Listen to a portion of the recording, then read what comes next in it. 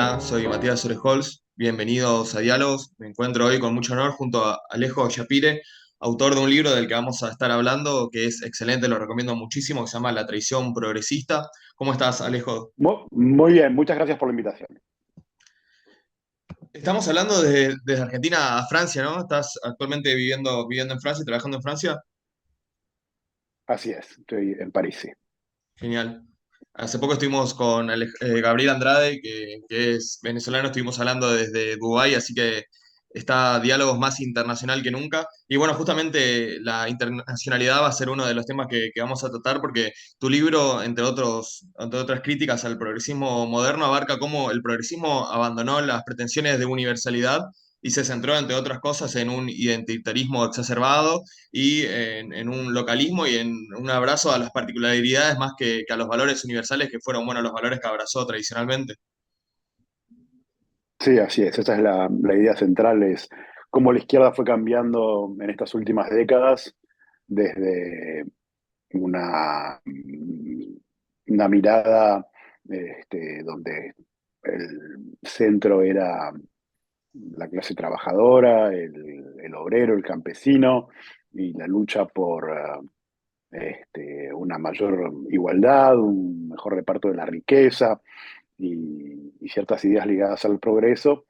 Y en las últimas décadas, sobre todo después del derrumbe de la Unión Soviética y la desaparición de ese otro modelo alternativo, se ha atrincherado en lo que se llaman las políticas identitarias, identity politics en inglés, para centrarse en las minorías étnico-sexuales como, como nuevo tema, como nuevo electorado, como nueva grilla de lectura de la sociedad, donde ya el tema económico es relegado por una, una lectura basada en la apariencia de la gente, los orígenes y una jerarquización de la sociedad en función de cuán víctimas son o cuán opresores son, lo que supone una nueva forma de entender la izquierda y las relaciones sociales en la actualidad. Claro, sí, yo comparto, la verdad, al 100% del análisis que haces en el libro. ¿Te sentís identificado actualmente con los valores del progresismo y de la izquierda clásica? O sea, ¿te llamás a vos mismo una persona de izquierda o considerás que esa palabra ya en la actualidad perdió un poco el sentido? Durante mucho tiempo me importó, yo consideraba que no era yo el que se había movido, sino que era la izquierda. Yo me reconocía en esa tradición intelectual, en esa mirada donde se buscaba una justicia social para que las desigualdades y ciertas injusticias en cuanto a lo que le tocaba a cada quien en función del esfuerzo y demás. Digamos, yo pensé que seguía eh, con esas ideas que no me habían abandonado, con esa concepción del mundo, pero sentía que que mi familia ideológica sí había mutado y no me reconocía. Y durante mucho tiempo me importó decir, hey, ustedes han cambiado, no soy yo el que han cambiado, ustedes son los que están traicionando a lo que es la tradición de la izquierda. Eso me importaba. Pero en un momento dado, creo que esta manera de separar en izquierda y derecha ha ido quedando cada vez más obsoleta y pienso que el eje se ha movido y tiene más que ver con liberalismo o populismo que con derecha-izquierda. Hay muchas cosas de la izquierda y la derecha, sobre todo en sus extremos, que se confunden. Hoy, digamos, quienes rechazan el liberalismo, quienes rechazan este, la economía de mercado, quienes desconfían de las instituciones, se encuentran tanto en la extrema izquierda como en la extrema derecha, así que es cómodo para poner etiquetas y tratar de explicar el mundo, pero es cada vez más limitada esta noción de izquierda-derecha como herramienta. Claro, y ahí ya lo no que me preocupa mencionaste. tanto. Claro, lo que mencionaste de los extremos, ¿no? Que la extrema izquierda y la extrema derecha empiezan a aparecerse, se llama en teoría política la teoría de la herradura, ¿no? Como los extremos cada vez se acercan más. Mencionaste recién la dicotomía populismo y liberalismo. ¿No considerás que incluso esta dicotomía puede llegar a ser bastante confusa, siendo que hay, por ejemplo, liberalismo populista? Puedes poner un ejemplo, no sé si estarás de acuerdo o no con esta calificación, pero el actual gobierno de Javier Milei podría o no encajar dentro de esta categoría.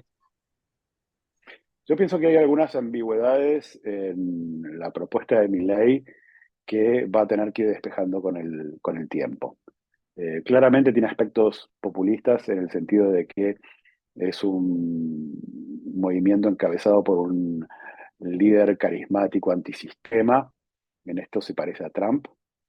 Al mismo tiempo defiende desde el punto de vista de las ideas y citando permanentemente autores de la tradición liberal, en los que se reconoce y quiere ver reflejados sus ideas y este concepto de que el individuo es el centro y que tiene que ser el eje de toda la reflexión y todo tiene que estar al servicio del individuo, está reñido con una ala mucho más conservadora dentro de su propio movimiento, que este, está por la autoridad, está por las instituciones más paternalistas, está por el rechazo de un montón de ideas que hacen a un liberalismo eh, no solo no en lo económico, sino en lo societal. Y creo que hay dos alas en la propuesta de Milei y que son por momentos muy contradictorias. Este, Creo que tiene un ala conservadora y un ala liberal, pero en un momento dado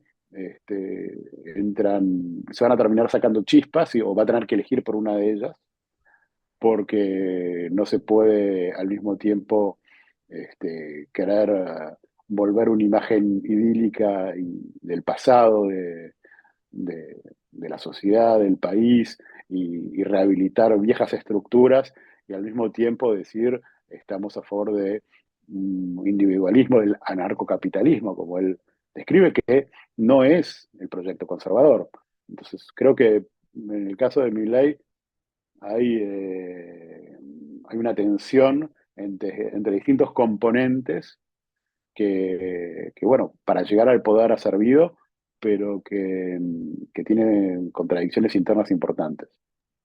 Claro, sí. Bueno, eso que mencionabas del pasado, cuando Milei dice que Argentina fue potencia mundial, primer país del mundo, algo así, ahí claramente se ve como hay una exageración total de los datos. ¿Qué autores fueron formando tu perspectiva política? Por ejemplo, yo considero que tu postura se acerca bastante a autores como Juan José Sebrelli o Mario Bunge. No sé si estos autores, si leíste estos autores. Bueno, en España, un autor que estuvo denunciando la tendencia al nacionalismo de la izquierda, Félix Ovejero. No sé si leíste alguno de estos autores o qué autores te formaron en tu visión política. Eh, a ver, a los autores que comentás los leí, pero no fueron decisivos a la hora de forjar esta manera de ver las cosas. Sí lo fueron autores, sobre todo anglosajones, que estuvieron observando este cambio en la sociedad. Eh, Christopher Hitchens es Ah, uno sí, de sí. ellos. Me gusta mucho Kitchen. Sam, Sam Harris es para mí un faro en la oscuridad. Este, Todos autores eh, que no están ligados a una tradición muy concreta o saltaron de una u otra. Claro, se los Es decir, califica generalmente yo como nuevos ateos, la corriente del nuevo ateísmo, que es como una especie de nuevo esa- racionalismo. eh, eh, exactamente, esos caballeros del apocalipsis, que hay un video en YouTube muy bueno donde Sí, se están con están Dawkins. reunidos. Sí, Sí, faltaba ahí creo Dawkins que y el filósofo de Daniel Dennett. sí. Ahí Y forman creo los cuatro. que Y creo que esta gente que tiene una autonomía del pensamiento ha sabido reconocer todos los errores de la izquierda sin convertirse por eso en defensores identitarios de derecha. Han abierto un camino que es muy interesante, es el entender este, que una izquierda que se alía con Irán, con dictadores como Maduro, como Chávez antes, que ve en el integrismo islámico una resistencia saludable contra el imperialismo estadounidense. Son gente que ha detectado muy bien las contradicciones que había en esta nueva izquierda que se ha aliado con básicamente cualquier cosa que odie Occidente y han sabido reconocer muy bien ese problema. Y nada, esos fueron en los últimos años influencias importantes y aparte de todas las lecturas que he tenido de los autores clásicos de izquierda, que lo que me permite ver las contradicciones, los límites y entender en qué momento esto empezó a decaer y a traicionarse. Así que, Y cuando bueno, hablas de, básicamente creo que es eso. de los autores clásicos de izquierda, ¿a quiénes podemos mencionar? Por ejemplo, en mi caso, un autor que me influyó mucho en el pensamiento político, que lo considero de la izquierda clásica, de la, Sebrelli diría de la buena izquierda, el Sebrelli dividía la mala izquierda y la buena izquierda. Por ejemplo, Bertrand Russell, no sé si se te ocurre algún otro nombre, algún otro pensador. Sí, Sartre me parece que es uno de los más básicos, pero también los que han influenciado como Foucault, como gente que ha venido después y que ha sido el cimiento de, de- de esta nueva izquierda. Todo eso ha contado mucho y aparte soy un gran observador de los medios, soy periodista y veo cómo funciona la fabricación del consenso en la sociedad a partir de no solo de los medios, sino de una academia, de las políticas, de cómo se ha ido gestando este marco ideológico en el que nos estamos moviendo y cuyos ejemplos más claros lo estamos viendo en estos días, con lo que ha pasado, por ejemplo, en Harvard, con estas presidentas que eh, siempre están alertas para que cualquier persona que proteste ante una ofensa merece eh, tirar a la basura la libertad de expresión, menos cuando los estudios decoloniales abogan por lo que es claramente una nueva forma del antisemitismo y ahí vuelven a rescatar la vieja libertad de expresión que se han olvidado de todos estos años.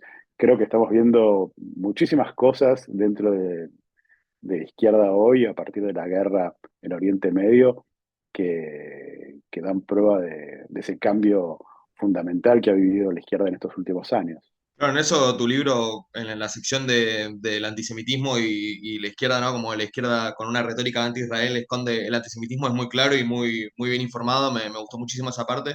Quería preguntarte, ¿en qué momento comenzaste a sentirte traicionado por el progresismo? Yo recuerdo, por ejemplo, un año clave en lo que fue mi visión de la izquierda, ¿no? Yo siempre me considero una persona de izquierda, pero en el sentido de la vieja izquierda, de la que ambos reivindicamos.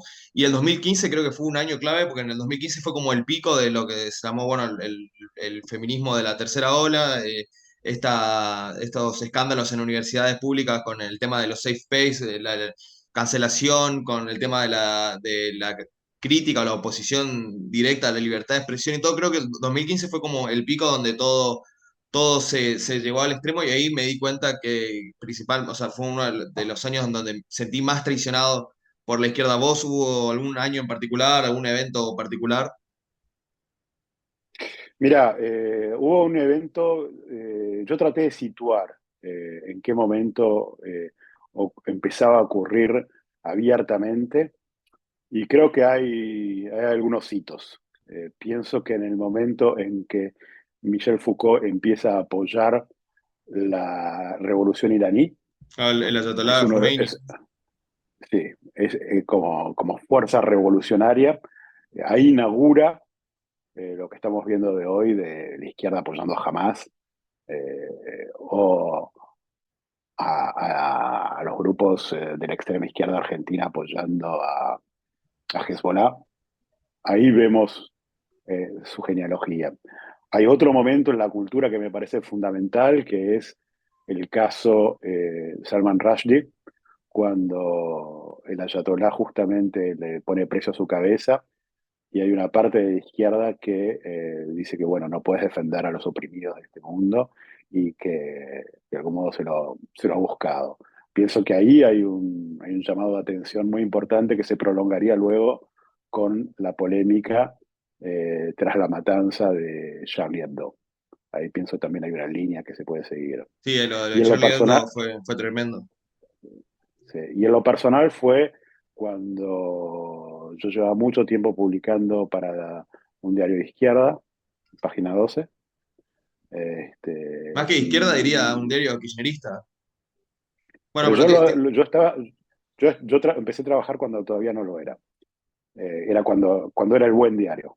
Este, cuando era el diario de, digamos, yo publiqué mi primera nota a los 18 años. No, mandé mi primer currículum a los 18 años ahí, y publiqué mi primera nota en ese diario, que era el diario que yo entendía que había fundado La Nata, que era el diario de la inteligencia de algún modo. Y publiqué durante mucho tiempo en el suplemento cultural. Y un día, durante la segunda intifada, esto es a principios de los años 2000, propuse una nota sobre el auge de antisemitismo, porque como en este momento, había una, un alza de los actos antisemitas muy fuerte en Francia, y me dijeron, sí, fantástico, estamos haciendo un especial antirracismo, nos encantaría hablar sobre el auge del antisemitismo. Y cuando expliqué que no eran cabezas rapadas y ojos azules los que le estaban pegando a los judíos, sino que era un antisemitismo de tipo islámico, que era el que estaba creciendo, a ellos me dijeron no, entonces no, porque no, porque Israel hace no sé qué, y tenés que entender que son oprimidos y qué sé yo. Y ahí me dije que, ok, si están ocurriendo los hechos más violentos contra los judíos en Europa, en París, desde la Segunda Guerra Mundial, y no se puede hablar de ello, eh, yo tengo un problema con eso. Y ahí empecé a entender que había un pensamiento donde la gente ya no era juzgada por los actos, sino era juzgada por su apariencia, y eran capaces de hacer la vista gorda a temas que a mí me parecían muy serios. Claro. Me llamó la Y atención ahí porque vos mencionaste entre los autores que te habían influido en tu pensamiento político a Foucault, y dentro de la misma línea, Foucault fue uno de los que se puede decir traicionó a la izquierda apoyando al Ayatollah. ¿Vos ves ahí una dualidad en Foucault, algún momento de quiebre, alguna característica de su pensamiento que pueda servir tanto como para eh, potenciar el pensamiento de una buena izquierda como de una mala izquierda? yo pienso que hay muchos pensadores, los postestructuralistas, que son los que finalmente terminaron siendo el germen de esta cosa que se llama hoy el wokismo, que se dieron cuenta que se estaba desmoronando la Unión Soviética, que con el descubrimiento del Gulag se había vuelto indefendible todo eso, y se volcaron a otras maneras de entender el mundo, y sobre todo haciendo eje en la cuestión de que todo pasaba por el poder, que es el caso de Foucault, ¿no? Y, y al focalizarse en esto, movieron el eje, y empezaron a justificar cosas injustificables con una ingenuidad total, porque ¿qué pasó con la izquierda cuando llegaron este, los islamistas al poder en Irán? Los pasaron todos a cuchillo. Este, Hoy cuando ves a Bregman defendiendo a la gente de Hamas, decís, o ni hablar de los Queer for Palestine, ¿qué Sí, sería eso de fue todo, ellos? todo un meme en internet, la gente se burlaba y Bueno, hacían comparaciones de los queers apoyando a Palestina con un grupo de gallinas apoyando a KFC. claro, porque vos te das cuenta de que hay una contradicción enorme donde hay gente como ella, como Bregman, y gran parte de la izquierda internacional, que termina apoyando una teocracia que es absolutamente machista, que es homofóbica, que es todo lo que viven criticando, que aparentemente solo el capitalismo puede fabricar, y utilizan toda su energía para vivir deslegitimando la única democracia donde puede haber una gay pride en esa parte del mundo. El único lugar donde los árabes pueden votar de verdad y elegir y ser elegidos. Entonces ahí te das cuenta que ahí tienen que esa izquierda está completamente extraviada. Sí, sí. Bueno, en este programa tuvimos a varios invitados con los que analizamos esto. Bueno, Severelli fue un invitado, su libro El asedio a la modernidad es muy, muy recomendable para entender en parte, ¿no? La decadencia. Y tanto Severelli como Mario Bunge, como muchísimos autores, Roxana Kramer también, que estuvo en el programa, y vos también en tu libro coinciden en que hay una influencia perniciosa de la filosofía postmoderna o postestructuralista en lo que es la izquierda. En el prólogo de tu libro, que lo escribe Paola y el apellido era medio complicado, ¿cómo era? Olo Ixarak. Brixalac. Olo Eh, Ixarak. Menciona la academia estadounidense, tanto la academia de estudios culturales estadounidense como la academia francesa son como los grandes exportadores de ideología postmoderna como parte de los culpables. Recién mencionabas también parte de lo que fue el pensamiento de Foucault, que también se encuadra dentro de esta línea. ¿Hay algo de estos autores, los postestructuralistas, la academia francesa, los estudios culturales estadounidenses, que rescates o te parece que en mayor medida es charlatanería, como diría Mario Bunge?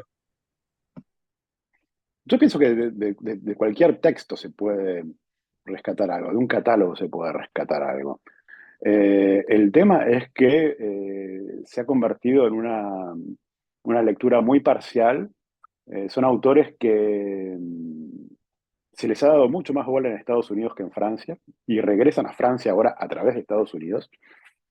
Y coincide con un momento en que la izquierda se refugia en la academia, ya no da más la lucha desde lo económico, cambia su electorado también, que ya no es más el obrero ni campesino, sino el urbano, las minorías Como dice también acá y el trotskismo, las mujeres, la juventud y las diversidades. las diversidades. Este, es decir, que cambiaron completamente sus nichos y, eh, y hacen una lectura muy interesada que tiene un motor, que me parece que es fundamental decirlo, que es el resentimiento. Y es identificar quién oprime más a quién. Es decir, que el, bueno, el hombre blanco es el malo por excelencia, olvidando completamente que hay todo tipo de, o sea, meten en la misma bolsa, qué sé yo, a un ruso, un australiano, un portugués, y porque compran completamente lo que es la narrativa estadounidense pensada para Estados Unidos y pretenden aplicarlo al mundo como si fuese el catálogo de Netflix. Y esa mirada de la diversidad es muy reductora y básicamente lo que hace es poner en competencia a colectivos donde cada quien quiere figurar como el que tiene un crédito mayor frente al resto de la sociedad por todo lo que ha sufrido de manera hereditaria. Entonces tenés una olimpiada de la queja y del miserabilismo donde cada quien es juzgado en función de la tribu a la que pertenece. Y bueno, eso es lo que es la izquierda hoy y cada vez más. La vieja izquierda ha quedado completamente relegada. Entonces sueña esta izquierda con una especie de nos llaman la interseccionalidad, ¿no? Es decir, sumar a todos estos colectivos para aliarse, aunque sean completamente contradictorios, es decir, piensan que pueden meter a la misma bolsa a islamistas radicales este, con militantes transexuales, este, porque de todas maneras tienen en común al mismo blanco opresor, y en la Claro. práctica no es así. Es muy interesante esto que mencionabas vos y que menciona el prólogo Paola, que es la exportación ingenua de la teoría estadounidense a lugares donde no existen los mismos problemas. Y acá se ve, por ejemplo, en Argentina, donde no existen problemas raciales, no hay problemas raciales, pero de alguna forma se los intenta inventar. Pasó, por ejemplo, cuando se quejaban de que en la selección no había negros, que eso en realidad era una queja que venía de gente que no sabía cómo estaba compuesta, digamos, entre comillas, la composición racial del país, y no sabía que la gente negra de piel bien oscura es extremadamente escasa, y en un momento eso fue un motivo de burla, pero después los mismos progresistas argentinos hacían la misma pregunta de por qué no había negros en la selección. Vos mencionás algo parecido con la selección francesa. Y es un problema de ver la distribución racial, de estar tan obsesionado con las razas, es un problema típicamente estadounidense. Yo no entiendo cómo pueden hablar de problemas raciales o de racismo propiamente dicho en Argentina, cuando en Argentina no hay problemas raciales, sino que hay problemas de clase principalmente.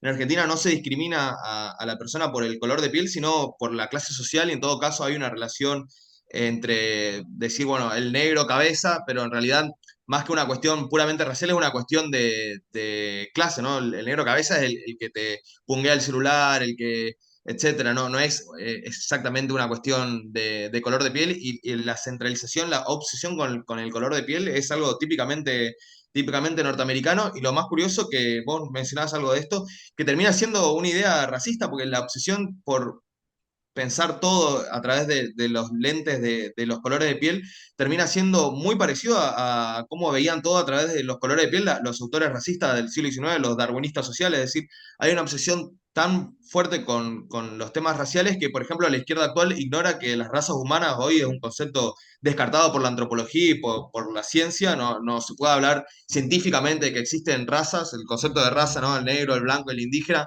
es algo totalmente descartado, y la izquierda esto lo ignora porque no le conviene, porque por alguna razón en Estados Unidos es mucho más conveniente, en vez de descartar el concepto de raza, hacer todo el foco posible en él, y bueno, exportar esa idea a otros países. No sé si compartís el análisis. Sí, hay varias cosas. A ver, yo pienso que sí, que en Argentina hay racismo, pero no es el mismo o no se manifiesta de la misma manera que en Estados Unidos. Y que sí hay una cosa muy paradójica, que es que aplicar la grilla de lectura racialista estadounidense al resto del mundo es una forma de imperialismo. Es decir, es Claro, de tratar de colonialismo, diría. imponer claro, pues es imponer una mirada ajena en un contexto distinto a una población que aparentemente no puede tener sus propias herramientas para tratar de emanciparse, y necesita que la gente con el pelo violeta de los campus de Berkeley vengan a explicarle cómo tiene que ser su seleccionado de fútbol. Eso por un lado. Ahora, es bastante perverso, porque en realidad lo que hacen es, no dicen, existen las razas y vamos a separarlos de por razas. Vamos a decir que la gente, que las razas son un constructo social, que la gente está racializada por la percepción que la sociedad tiene de ellos, y que los discrimina no porque pertenecen a una raza, sino porque son vistos como pertenecientes a tales.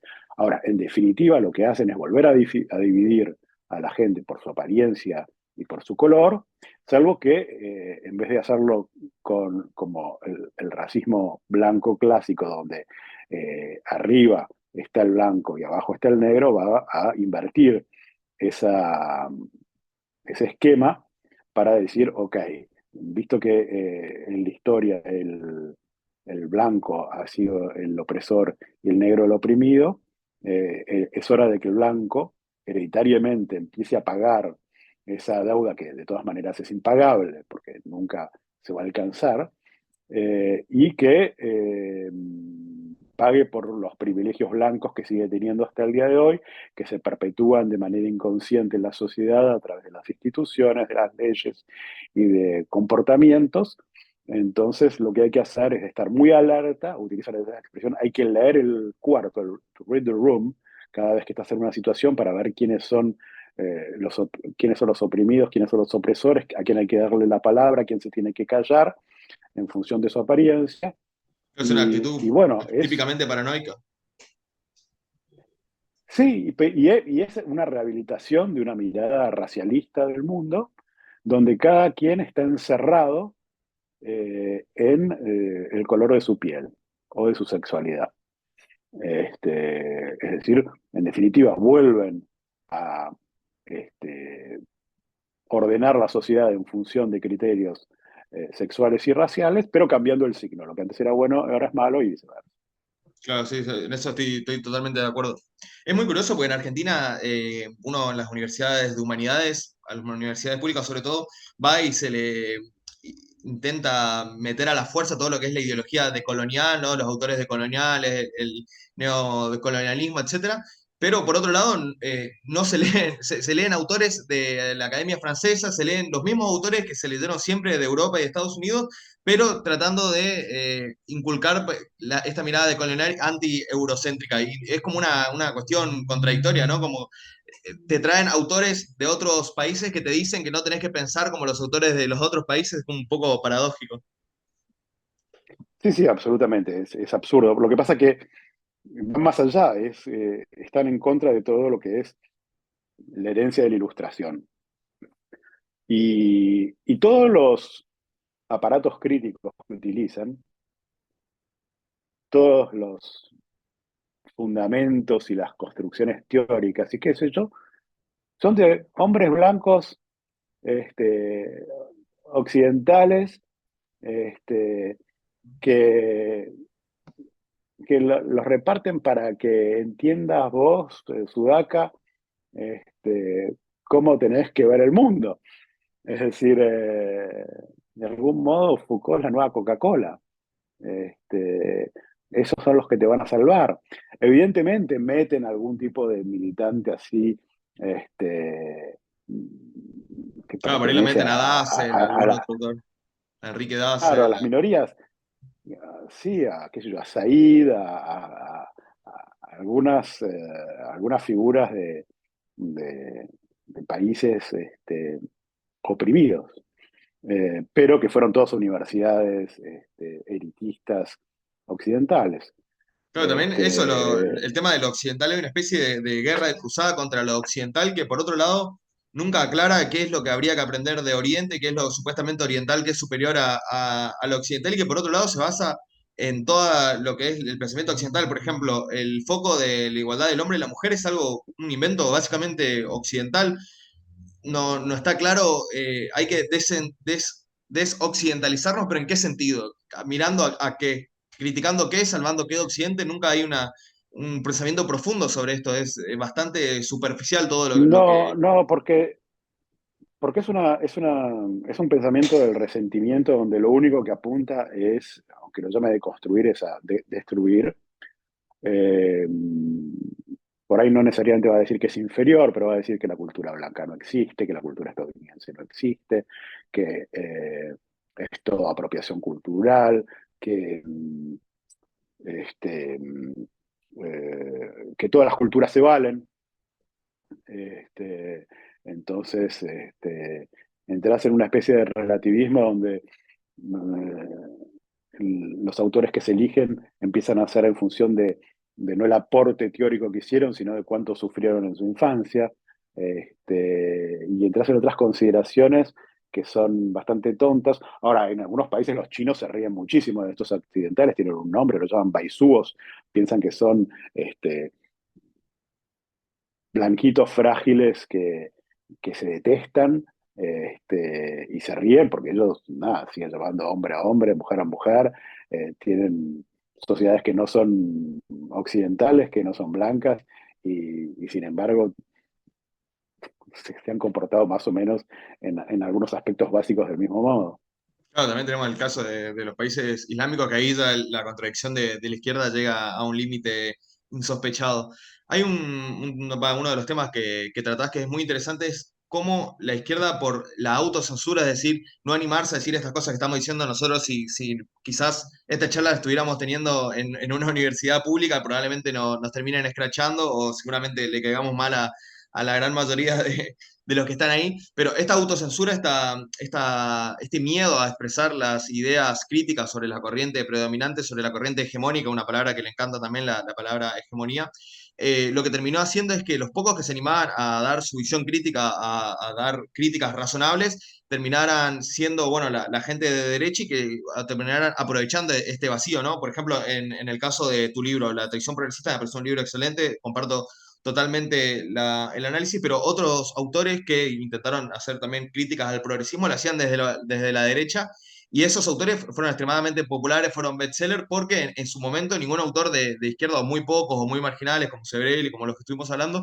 se animaron a hacer estas críticas, a decir lo absurdo y lo contradictorio que estaba haciendo todo. Entonces, esos autores aprovecharon, dijeron lo que era evidente a los ojos de todos, y se hicieron extremadamente populares, pero a través de un mensaje de ultraderecha. Eso, no sé si tenés alguna reflexión al respecto.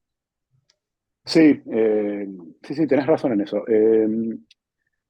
Digamos que al dominar el campo cultural en el sentido más amplio, es decir, la educación, la academia, la militancia, eh, lograron intimidar muchísimo desde este poder a cualquier voz disonante.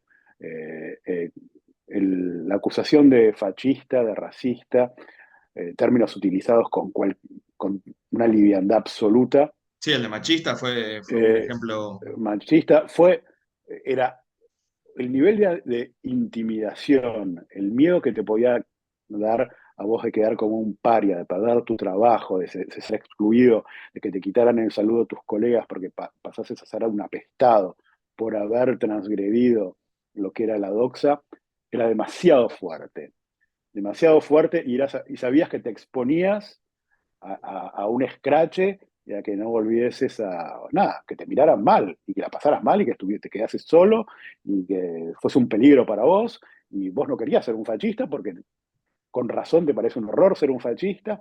Y entonces, ¿qué pasó? Había un montón de gente que no se sentía intimidada por eso, porque no pertenecía al círculo. Y entonces aparecieron los Jordan Peterson, Claro, los los Ben Agustín Shapiro, Laje. los Tucker Carlson, incluso mucho más graves, como el de Infowars, Ah, Alex, Alex Jones.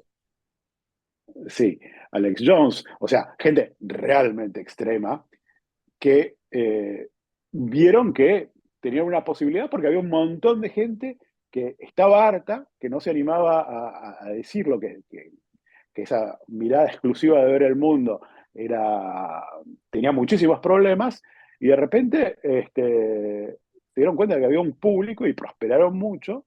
Y el tema es que los que teníamos matices, los que teníamos una crítica, lo que pasó es que al ejercer un dominio en el mundo de la cultura, en el sentido más amplio, en los medios, en la academia, eh, en las artes en general, la capacidad de intimidación que tenía el pensamiento progresista era extremadamente fuerte, y que cualquiera que se apartara de todos los lugares comunes y cuestionara algunas maneras de funcionar de un sistema que era cada vez más dogmático, más, más violento, con la excomunión, el catalogarte de machista, fascista, racista, cuando planteabas cualquier tipo de divergencia.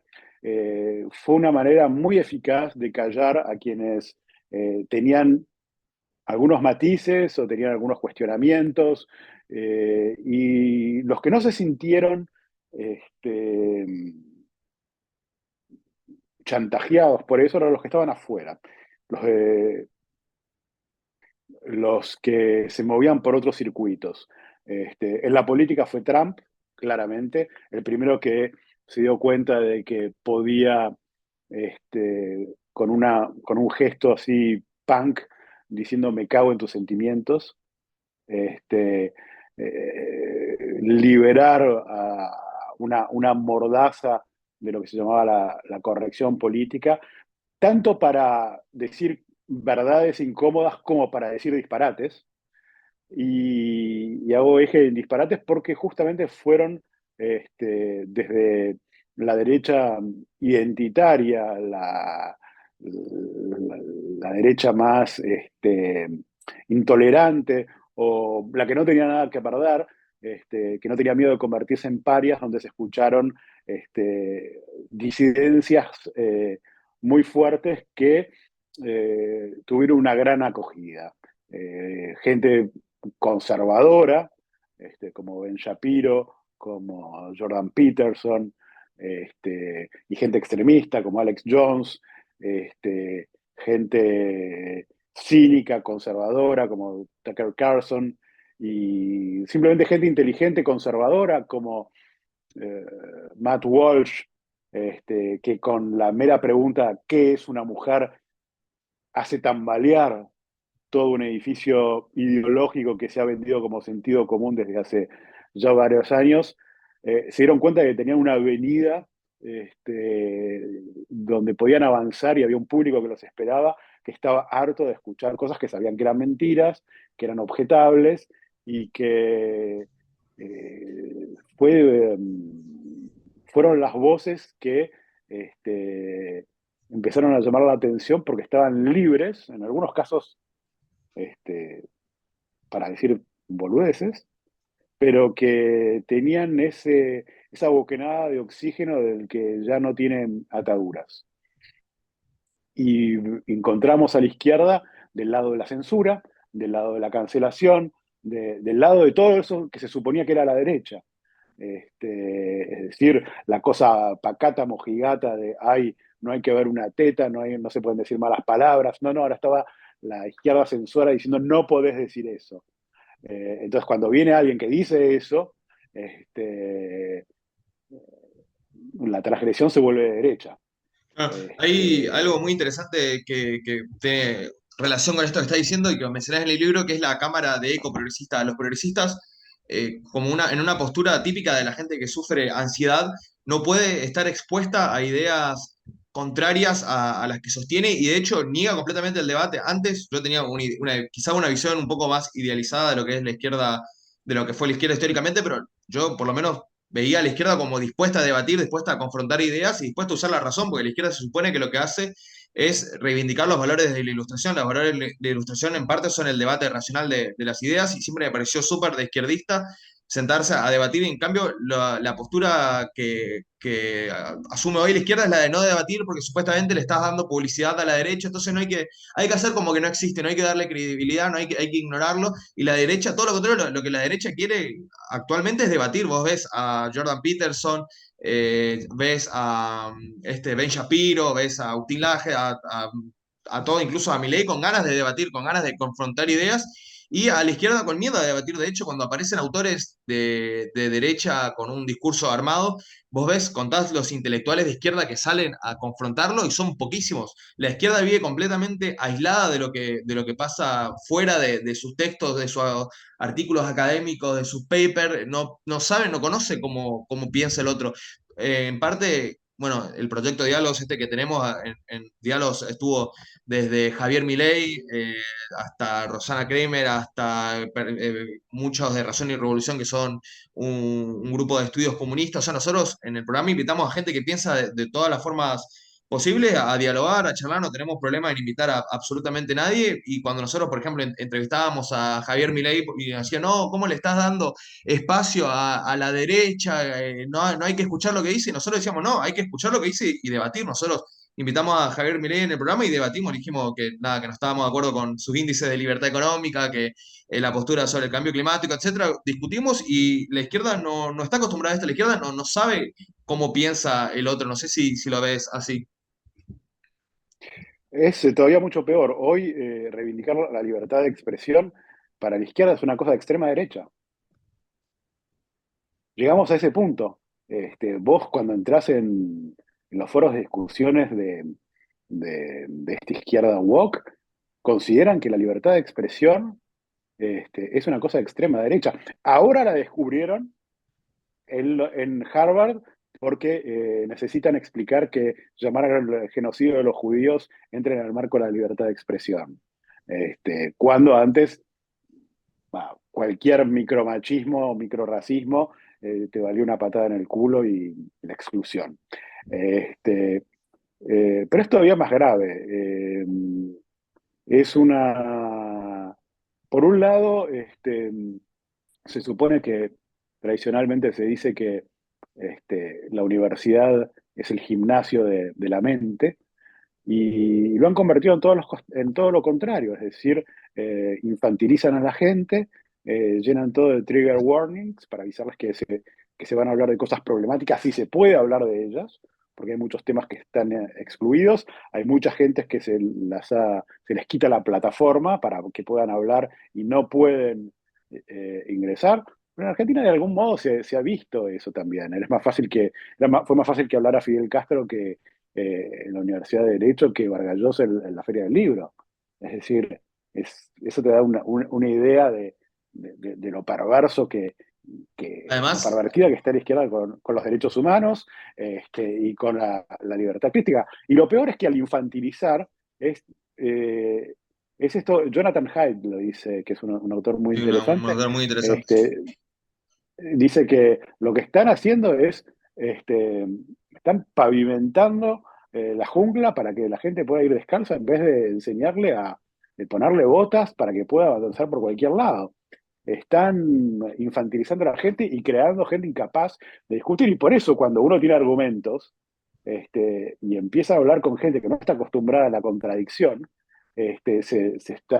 huyen desamparados. Y por eso el goce del debate, porque te das cuenta de que viven encerrados en las convicciones. Y aparte es todavía más perverso, porque eh, el wokismo son herederos del estalinismo, desde el punto de vista de las ideas. Terminan todos excluyéndose entre ellos. Siempre están buscando quién es el más puro.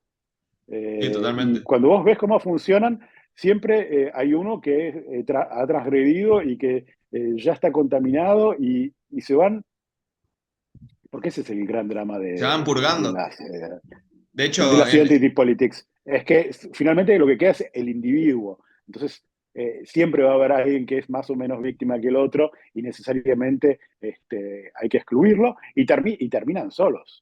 sí, de hecho, uno ve en los ambientes muy progresistas, muy aliados al feminismo, ¿no? Que el chiste es, el más aliado al feminismo es el que termina escrachado primero y bueno, eso termina pasando Mm. así, es decir, hay también una especie de competencia, en el libro se menciona por quién es el que piensa mejor, quién es el mejor y es el mejor en el sentido moral, ¿no? Es revivir el moralismo que fue el centro de la crítica de la izquierda clásica ahora es lo necesario para estar dentro de la comunidad, ¿no? El demostrar que uno es buena persona y que no tiene errores, que siempre va a actuar de la mejor forma y que tiene las ideas más correctas posibles, una especie de panglosianismo, decía, me acuerdo en la introducción del libro.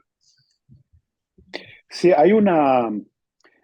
Y también está el fenómeno de las redes sociales, que hacen que este postureo, este narcisismo de, miren cómo yo condeno a tal, miren lo malo que es el otro, y yo tengo una capacidad para discernir y condenar y mandar a la pira a los pecadores. Es muy Es genera inquisitorial. gente extremada, sí, genera, pero aparte personalidades extremadamente narcisistas eh, con las que es muy difícil de convivir, y que finalmente en algún momento caen porque hay otro que lo denuncia. No. Hay algo también que es la persecución del arte, no solo, por ejemplo, tengo un amigo que es dibujante y que por haber hecho un dibujo, que no me acuerdo de qué, no me acuerdo si era una viñeta de humor gráfico o era una ilustración, algo, lo habían escrachado en página 12 justo que estamos hablando. Él estuvo invitado en el programa de Emiliano Ciarlante, hablamos de cuando lo escracharon en página 12 y él es un dibujante de Lander, publicaba fanzine, así, no era un dibujante qué sé yo, que publique en Clarín, ¿entendés? Y hasta ese punto de perseguir al artista hasta que sea totalmente underground, van y lo persiguen y lo llevan a página 12, pero también hay una represión del arte clásico. En tu libro mencionás, por ejemplo, óperas modificadas para ser políticamente correcto, mencionás que la crítica a cuentos infantiles que llega a un nivel de paranoia y de tratar de censurar hasta lo que tiene más de 2 siglos de antigüedad. Sí, eso, el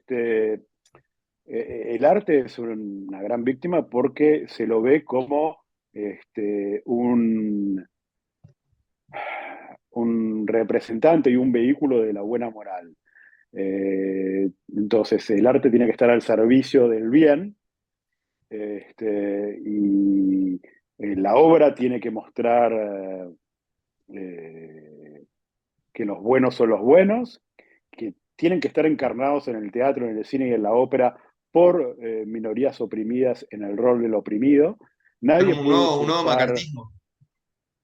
sí, nadie puede usurpar un lugar, es decir, una mujer no puede ser de hombre y un hombre no puede ser de mujer, y un hombre gay no puede ser encarnado por un heterosexual.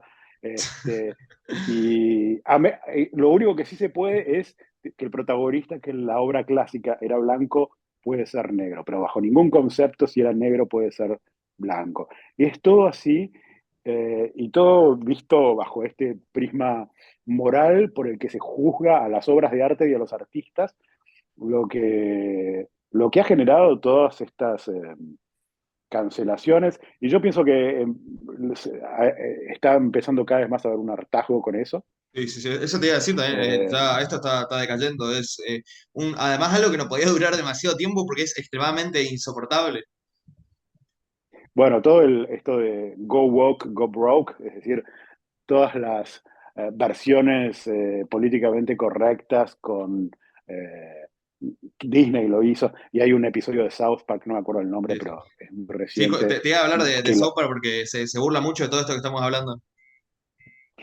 South Park para mí es una de las cosas más brillantes que se han hecho en los últimos tiempos y son quienes mejor han entendido la época. Y hay un capítulo donde una ejecutiva de Disney descubre una especie de piedra mágica para convertir eh,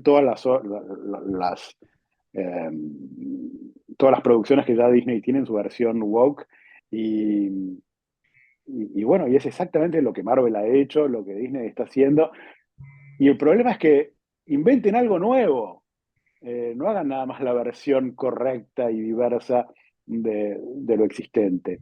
Y termina siendo insoportable porque en vez de tener una obra interesante, ambigua y qué sé yo, tenés una moralina previsible, y terminamos con una especie de realismo soviético, donde Sí, sí. lo importante es reflejar los valores eh, del bien contra el mal, ajustados al nuevo canon. Es Claro. insoportable. Hay algo que me mencionás en el libro que, bueno, yo ya lo conocía, pero que no se conoce tanto en Argentina, que son los espacios seguros, los safe space. Bueno, creo que también Soper se burlaba de eso porque acá no llegó. En realidad, acá lo que pasó fue que el safe space se volvió como en general, ¿no? Todos los lugares de una universidad fueron un poco un safe space, pero en Estados Unidos tenía un sentido más radical, ¿no? Eran como lugares, aulas donde uno podía ir si no le estaba de acuerdo con lo que estaba hablando el docente, algo así, ¿no? No recuerdo bien cómo era. Bueno, hay varias cosas. Por un lado, es lugares donde se reúnen colectivos de racializados o de minorías que no tienen que enfrentarse a la mirada del opresor, lo que supone que da una libertad de palabra que no pueden hacerlo en otros contextos. Y si hay figuras más privilegiadas, tienen que entender que deben callarse y quedarse en un segundo plano. Pero esto se aplica también en las manifestaciones, y en las manifestaciones hay manifestaciones que se llaman no mixtas, Ah, sí, este, sí. y Acá, bueno, también, en y, ta- Argentina y cuando también hubo hay el... una jerarquía dentro de la Gay Pride de en qué lugar y cómo, según el grado de victimismo, tienen que ocupar dentro de la manifestación y evidentemente los aliados, los blancos y demás van atrás de todo y si sos de una minoría de color sexual y discapacitado, ganás el primer lugar y todo es así. Y la gente ya no son individuos que piensan por sí mismos. La gente simplemente está encerrado en una identidad y todo el mundo tiene que conformarse con respetar esas Son como fronteras. las castas de la India, ¿no? Recuerdo cuando Sí, hablamos de cuándo fue el momento de quiebre, ¿no? En los que nos dimos cuenta de que la izquierda se había traicionado a sí misma. Uno de esos momentos, ¿no? Que yo dije, no, esto no puede ser, no puede ser que sea así, fue cuando se armó el tetazo, ¿no? En una marcha en Capital, donde supuestamente reclamaban porque una policía había agredido a una mujer haciendo toples, entonces salieron todas las feministas en toples, y una cosa que me chocó muchísimo y que dije, yo no puedo seguir siendo parte de esta tradición, fue que a los hombres que fueron a la marcha les pegaron y les echaron. Es decir, la protesta que suponía que era una ocupación común del espacio público pasó a ser un lugar exclusivo donde un grupo tenía derecho a pegar y echar a otro grupo con total impunidad y bueno, dije, bueno, acá ya no, esto no puede ser así. eh, al renunciar al universalismo, es decir, que cada persona pueda este, defender una postura en función de convicciones propias, que tenga la libertad para analizar, para entender, para despegarse de su origen, de su historia y tratar de ver las cosas por lo que son, se encierra a las personas diciéndole, no, vos tenés que ver el mundo así porque estás en este envoltorio y nada, nacés opresor u oprimido y tenés que hablar y tenés que votar y tenés que manifestarte en función de esos criterios. Este, y eso es un espanto porque es condenar a la gente a vivir bajo la etiqueta desde el nacimiento.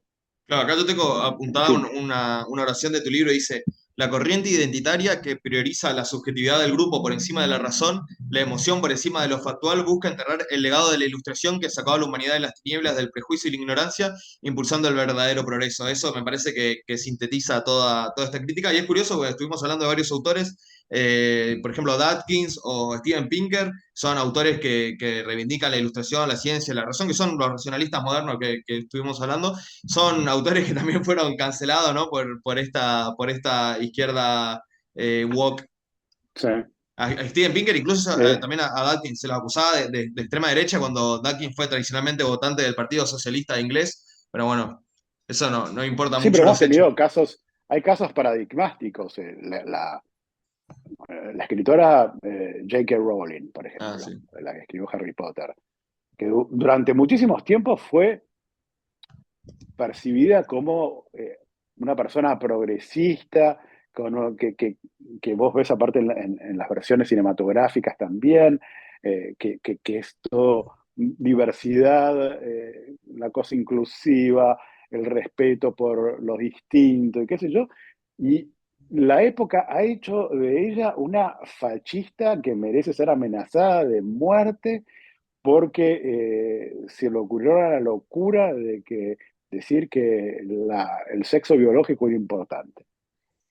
Eh, el- Cómo se haya ido corriendo la izquierda y se ha vuelto más fanática, intolerante, dogmática y ha perdido el sentido del humor.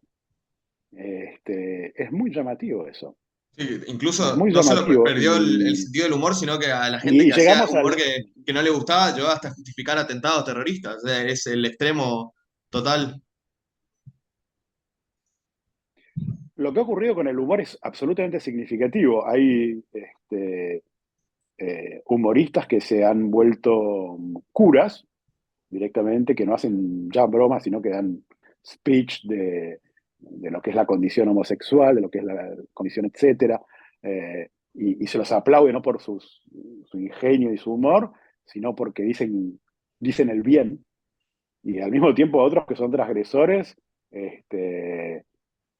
realmente han sido cancelados y recibido un grado de violencia terrible y fueron algunas de las primeras víctimas. Soapar se salva por alguna razón que Y estamos hablando de Soapar, Soapar se salva y yo no veo mucha gente quejarse de Soapar porque también tiene esto que es muy inteligente, que es criticar a todos, sino, no solo critica a la izquierda, sino a la derecha, entonces como los progresistas parece no se deciden muy bien qué pensar acerca de Soapar. no sé, porque ellos han sido muy fieles a su manera de ver las cosas, pero probablemente pues son dibujos animados, Mm, no reciben el mismo tratamiento que una persona, un actor o un director o un escritor, que con mucha notoriedad, que eso es mucho más fácil este, eh, hacerles la guerra. claro. South Park, bueno, no deja de ser unos dibujitos muy aproximativos para el público que los quiere ver. No forma parte de, de estas cosas que mueven miles de millones de dólares en la industria editorial o cinematográfica. Es una cosa más que se ha vuelto de nicho, pero sí, absolutamente saludable. Claro. Bueno, como ya mencionado, ya para ir cerrando, una de las partes más interesantes de tu libro y que más rescato, que he citado varias partes en mi cuenta de Facebook, es tu tratamiento del tema de Israel, ¿no? Como hay un capítulo que se llama Israel, una obsesión progresista. Es un tema muy, muy actual y la verdad que te agradezco que me hayas aceptado la nota para tocarlo ahora, que está muy, muy candente el tema bueno, la guerra de Israel con Hamas y cómo el progresismo, en vez de defender el único país progresista, justamente se supone el progresista va a defender el progresismo, se pone del lado del terrorismo, de la condena a muerte de homosexuales, del lado de la opresión a la mujer, y habla, por ejemplo, de que Israel está cometiendo un genocidio. ¿Cómo analizás este tema? ¿Cómo reflexionás sobre esta, en el sentido de lo que está pasando actualmente? Eh, en esta, en esta operación de cambio de identidad que ha hecho la izquierda, en la que ha abandonado al- a la figura tradicional que era su sujeto, el obrero, el campesino, lo ha reemplazado por la víctima racializada, como lo llaman. Y en este caso, para la izquierda, el ejemplo paradigmático de este sujeto es el palestino, al que ve como víctima paradigmática de la opresión occidental, eh, porque estima que eh, es uno de los últimos casos de colonialismo del hombre blanco que vendría a ser el israelí, más allá de la realidad de lo que es el israelí, que son de todos los colores y tienen un 20% de musulmanes dentro de Israel como israelíes. Ve la posibilidad de estar del lado del bien con un caso que le parece, como decía, paradigmático, donde hay una víctima absoluta que es el palestino, un victimario absoluto que es el blanco imperialista, colonialista, encarnado por Israel, más allá de cualquier tipo de realidad, más allá de que sea un lugar diminuto, más allá de la legitimidad que le dio la ONU a Israel, más allá de que los árabes rechazaron tener su propio Estado, más allá de que los palestinos se mostraron siempre, dejaron pasar todas las oportunidades que tuvieron de hacer la paz. Este, el caso del conflicto palestino-israelí tiene este componente y tiene otro además, que es el único tema que todas las naciones islámicas y todos los países árabes comparten como lo único en lo que están de acuerdo.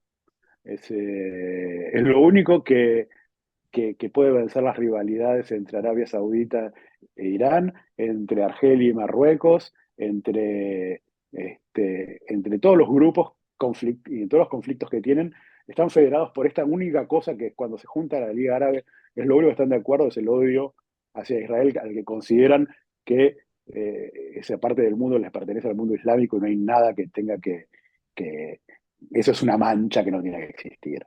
Y entonces la izquierda, por un lado, ve a este conflicto como esta cosa paradigmática y al mismo tiempo ve como una manera de aliarse con el Islam político, que ha prosperado enormemente y que viene a llenar el vacío que tenía la Unión Soviética y el poder de fuego. Entonces, ves estas Queer for Palestine, que no es otra cosa que esta izquierda renovada que piensa que puede aliarse con el fundamentalismo islámico, porque hay una coalición en contra del gran Satán, Estados Unidos, y el pequeño Satán, que es Israel, y en ese sentido compran absolutamente la narrativa de países como Irán. Y son los idiotas útiles del islamismo a la izquierda, esto está Bueno, clarísimo, también, están también como caballo mencionás de Troya. en tu libro cómo la izquierda terminó dejándose influir para ser también los idiotas útiles de Rusia con los medios de comunicación como Russia Today, etcétera. O sea, Sí, bueno, eso es otro tema. la Digamos, izquierda el parece problema de la totalmente izquierda es que ingenua al ver los intereses está en, ocultos. está en contra del imperialismo, siempre y cuando sea el imperialismo estadounidense, porque si es el imperialismo chino, si es el imperialismo ruso, ahí no hay ningún problema. Claro. Tienen un programa, tienen un software que data de los años 70, y no son capaces de percibir el verdadero peligro del islamismo, el verdadero peligro del poder chino, el verdadero desafío que representa la dictadura rusa. Son completamente ciegos a eso, están tan focalizados en el odio a Estados Unidos e Israel, que no es otra cosa que, y esto me parece fundamental, es autoodio. Es decir, la izquierda los odia porque se odian a sí mismos, porque Occidente duda de sus propios valores. Eh, Se siente, hay una crisis en la identidad occidental de autodetestación que es utilizada por todos sus enemigos. Claro. Más allá de la obviedad, ¿no? En lo que estamos de acuerdo, que es, bueno, cómo Israel se defiende de los ataques de Hamas y, bueno, lo absolutamente detestable que es la ideología de Hamas y el antisemitismo que promueve, ¿considerás que, o tenés críticas con respecto a cómo Israel trata el conflicto con Palestina? Es decir, si considerás que más allá del interés legítimo de defenderse de Hamas, comete ciertos excesos o a ciertas políticas con las que no concordás. No sé si podrías mencionar alguna. Mira, yo soy una persona atea, así que los religiosos, sean de donde sean, no, y menos haciendo política, me gustan. Lo comparto totalmente. No soy particularmente nacionalista, este, pero pienso que todas las divergencias que uno podía tener con Netanyahu y su coalición las hizo desaparecer jamás el 7 de octubre. Existió un cese del fuego el 7 de octubre, que rompió jamás de la manera más bárbara que uno puede imaginar, conscientemente, sabiendo precisamente cuál iba a ser la reacción, que es la única reacción que puede tener cualquier país cuando cruzan su frontera para Para ser secuestrar, matar, atentados. violar, amputar, y se los lleva. Es decir, no veo ningún otro país reaccionando de una manera distinta que ir a buscar a las víctimas y hacer que la banda que hizo lo que hizo deje de ser una amenaza. Ahora, hay que tener en cuenta que es un grupo terrorista que deliberadamente usa a su propia población como escudos civiles. Es decir, agarraron a los sobrevivientes de la matanza y los llevaron a los túneles y se mezclaron con la población civil, sabiendo que los iban a ir a buscar, porque ¿qué iban a hacer? Si no es ir a buscarlos. Y desactivar, pues todo esto, recordemos, es durante una lluvia de misiles que ya ha durado 64 días y que siguen, porque no tienen nafta para nada, pero el combustible que hace volar a los cohetes sigue ahí. Entonces, ¿podrían haber matado a menos civiles? Ojalá, ojalá, ¿quién quiere matar civiles? Pero tenés a un actor que sabe que todo civil contabilizado de su propio lado va a ser utilizado como un argumento en contra del otro, como un desalmado,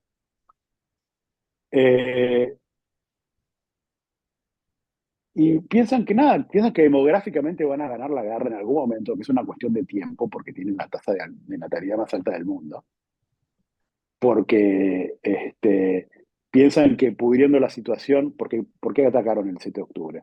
Porque estaba por firmar un acuerdo de paz Israel con Arabia Saudita y Irán, que son los que financian a Hamas, quiso pudrir la cosa y encender un conflicto regional. A ver, ¿vos sabés qué cosa mejor? Porque no sé qué cosa mejor se puede hacer. Vas a tratar de recuperar a los rehenes y matar a los que a los que dicen que van a, porque lo dicen, que el 7 de octubre fue nada más un episodio de otros que quieren repetir. No sé cuál es la opción. Pedirles por ¿No? favor, no sé. Además, con la intención explícita de aniquilar a los judíos. Hay una intención muy, muy clara. La carta fundacional de Hamas dice destruir Israel y matar a los judíos. No se esconden. Son los progres los que les encuentran excusas. Ellos son muy claros en lo que dicen y en lo que hacen. Sí, Ellos totalmente. quieren un territorio libre de judíos, del Jordán al Mediterráneo, Sí, sí. from the Eh, river to the sea. sí, y muy interesante este tema y además vos mencionás en tu libro de forma muy brillante cómo los medios de comunicación actúan de forma totalmente sesgada para mostrar el conflicto ¿no? De acuerdo a los intereses que veníamos mencionando. Es una de las partes más interesantes por la actualidad ¿no? Del libro. Y bueno, nos queda hablar del lenguaje inclusivo, que también muy interesante la crítica que hace en el libro. Yo no había leído hasta ese momento una crítica tan rigurosa al lenguaje inclusivo, así que bueno, recomiendo a todos ir a leer el libro y te agradezco muchísimo, Alejo. Vamos cerrando, nos vamos acabando el tiempo en Zoom, nos está echando acá la plataforma. Te agradezco mucho por todo este tiempo y la verdad que interesantísima charla. Espero que en el futuro vuelvas a aceptar una nota y sigamos profundizando sobre todo sobre este tema del conflicto israelí-palestina, que la verdad que muy poca gente con una visión moderada, acorde, se encuentran y que bueno, se animen a hablar públicamente como lo haces vos, así que te agradezco muchísimo. Bueno, muchas gracias a vos por la invitación. Estamos en contacto.